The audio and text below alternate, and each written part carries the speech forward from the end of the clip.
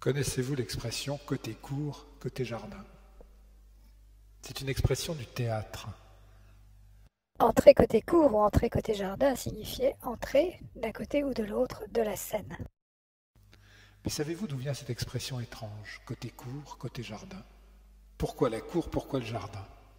Eh bien, cette expression vient du cœur de Paris. Plus précisément, l'expression côté cour, côté jardin vient du palais des Tuileries.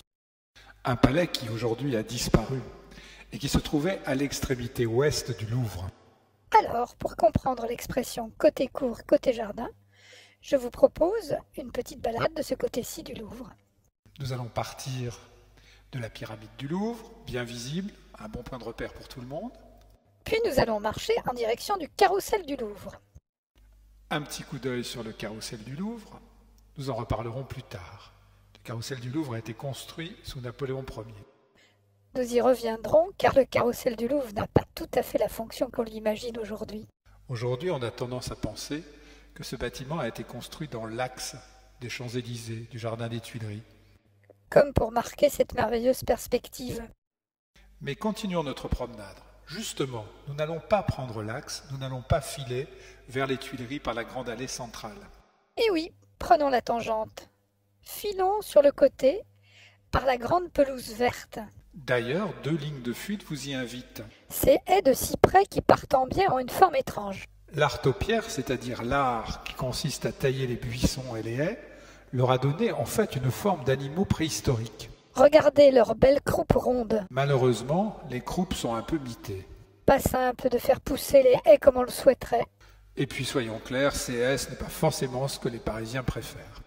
Beaucoup plus spectaculaires, les statues de Mayol posées sur la pelouse. Autrefois, avant la rénovation du jardin, on ne voyait qu'elles, ces belles statues qui avaient été posées là par la volonté d'André Malraux. Aujourd'hui, les drôles de haies leur font de l'ombre.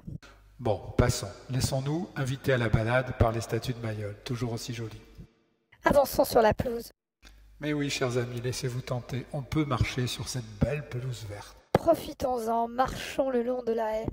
Les haies ont au moins le mérite d'indiquer la bonne direction, jusqu'à la fameuse terrasse des Tuileries. Voilà, nous y sommes. Installons-nous sur cette merveilleuse terrasse des Tuileries. Comme vous le voyez, elle marque la frontière entre le Louvre d'un côté et le Jardin des Tuileries de l'autre. Et c'est ici, précisément, qu'a été inventée l'expression côté cour, côté jardin. Mais me direz-vous, où est donc le théâtre? Mais oui, où est le théâtre?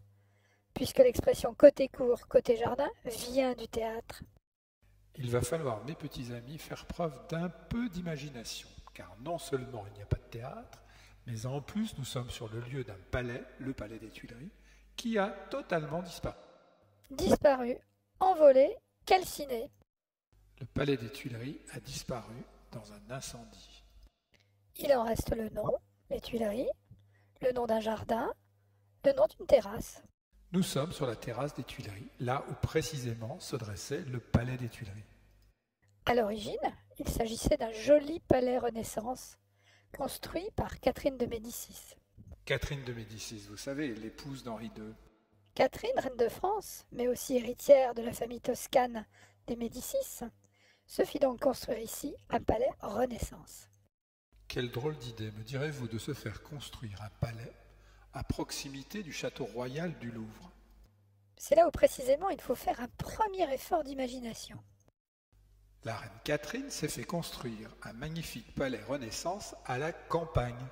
Et oui, à l'époque, on est ici en dehors de l'enceinte de Paris. Le dernier mur d'enceinte construit, celui de Charles V, sépare en fait le palais du Louvre des Tuileries. Ce grand mur avec son fossé rempli d'eau se situait approximativement à la hauteur du carrousel du Louvre. Le joli palais de la reine Catherine se trouvait à l'époque hors les murs et en pleine campagne. On eut donc tout loisir pour développer devant le palais des Tuileries un beau et grand jardin. Un beau et grand jardin à l'emplacement actuel du jardin des Tuileries.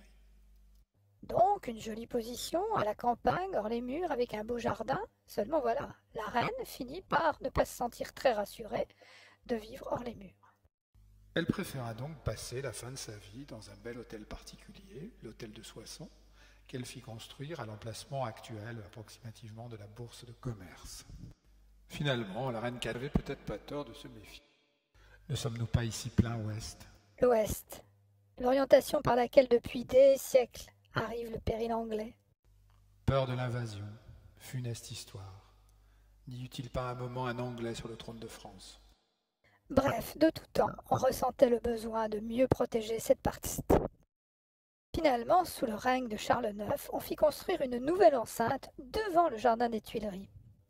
On creusa un énorme fossé dont on remonta la terre jaune. Puis on maçonna cette énorme structure de défense. C'est le fameux mur des fossés jaunes dont on retrouve la trace dans le sous-sol du musée de l'Orangerie, juste au bout du jardin des Tuileries. Ce mur partait de la Seine, au bout du jardin des Tuileries, et se dirigeait vers le nord pour rejoindre l'enceinte de Charles V à la hauteur de la porte Saint-Denis. Voilà donc le palais des Tuileries et le Louvre, de nouveau bien protégés par cette énorme muraille. Du coup, l'enceinte de Charles V, qui séparait le Louvre du palais des Tuileries, n'avait plus grand usage.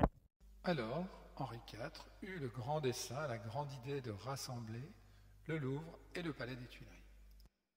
Henri IV fit construire le long de la Seine une grande galerie, Galerie du bord de l'eau, une grande et belle galerie qui s'étendait d'est en ouest, et dans lequel le roi Henri fit loger artistes et artisans qui travaillaient pour la cour. Là, pour le coup, ce n'est pas très compliqué d'imaginer l'édifice. Bien sûr, la galerie du bord de l'eau a été transformée au fil du temps, mais finalement, on en trouve toujours la trace le long de la Seine. Et elle se termine toujours à l'extrémité ouest par le beau pavillon de Flore. Mais revenons à notre affaire de théâtre. Pourquoi côté cour? Pourquoi côté jardin? Et où se situe finalement le fameux théâtre d'où est née cette expression? L'affaire remonte à l'époque du jeune roi Louis XIV. Henri IV, le grand-père de Louis XIV, n'a pas vraiment eu le temps d'achever son dessein de relier le Louvre et les Tuileries. Donc, le jeune Louis XIV se saisit de ce projet, de ce grand dessein. Pour relier la galerie du bord de l'eau et le palais des Tuileries, on a construit une petite galerie. Cette petite galerie se dresse au sud, entre le pavillon de Flore et le palais des Tuileries. Seulement voilà, cette jolie petite galerie au sud du palais des Tuileries n'a pas de symétrique au nord du palais. Ah, la symétrie, une grande affaire royale. La symétrie en impose par son merveilleux ordonnancement. Il ne saurait y avoir de prestance royale sans symétrie. Bien entendu, pas de grand dessein sans idée de symétrie. Il est donc question, au début du règne de Louis XIV, de construire une petite galerie sur l'extrémité nord du palais des Tuileries. Et c'est là que tout se complique. Au même moment, le cardinal Mazarin, le parrain de Louis XIV, le plus proche conseiller du roi, Giulio Mazzarini a le grand projet de faire construire à Paris une sorte d'opéra ou de théâtre à l'italienne. Dans un premier temps, l'idée de Mazarin est de faire construire ce théâtre dans son propre hôtel particulier. Un hôtel qu'il s'est fait construire à grands frais en plein Paris. Pas très loin d'ailleurs de l'autre palais cardinal, celui du cardinal Richelieu. Très vite, on renonce à ce projet. Sans doute parce qu'au même moment, il est question de doter les Tuileries d'un théâtre. Et voilà que finalement, deux projets n'en font plus qu'un. Le projet de la petite galerie au nord du palais des Tuileries et le projet de théâtre ne font plus qu'un seul et même projet. Et c'est bien là où tout se complique. Comment faire tenir dans ce projet de petite galerie l'énorme machinerie d'une salle de théâtre à l'italienne? S'en suivra une belle bagarre, une belle querelle entre l'architecte italien pressenti par Mazarin et les architectes français. Et finalement, cet imbroglio accouchera bel et bien d'une belle salle de théâtre à l'italienne. Voilà enfin le palais des Tuileries doté d'un théâtre. Et l'emplacement de ce théâtre se trouve précisément là, sous nos pieds, dans la partie nord de la terrasse des Tuileries.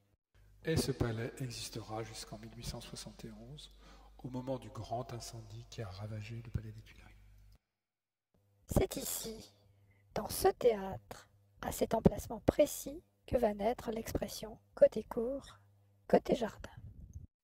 Rappelez-vous, en France, sur une scène de théâtre, les comédiens rentrent par le côté cour ou par le côté jardin.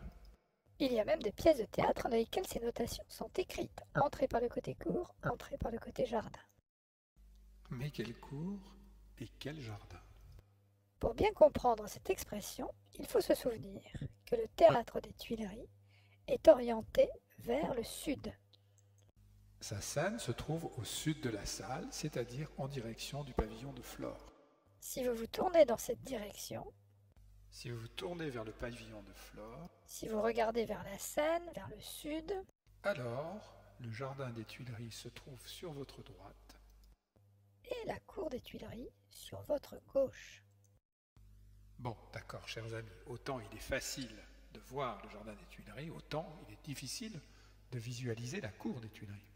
Car finalement, cette cour est aujourd'hui un jardin. C'est le jardin où se dressent les fameuses statues de Mayol, le jardin par lequel nous sommes arrivés. Bon, chers amis, un peu d'imagination. Le jardin par lequel nous sommes arrivés est en réalité la cour du Louvre. Et le fameux carrousel du Louvre dont je vous avais dit que nous reparlerions, le carrousel du Louvre, matérialisait en fait l'entrée de la cour du Louvre. C'est du moins la manière dont Napoléon, qui a fait construire le carrousel, a voulu qu'on matérialisât l'entrée dans la cour du Louvre, une entrée triomphale à la mesure de sa petite personne. Revenons à notre affaire de théâtre. Côté cour, côté jardin. Côté cour, côté jardin. À droite du théâtre, le jardin des Tuileries. Et à gauche du théâtre, la cour des Tuileries. Et c'est ainsi que les comédiens prirent l'habitude de désigner leurs entrées et leurs sorties. On entrait à droite par le côté jardin et on entrait à gauche par le côté cour. À droite par le côté jardin, le jardin des Tuileries. À gauche par le côté cour, la cour des Tuileries. Voilà, chers amis, la fin d'une grande boucle pour une toute petite expression.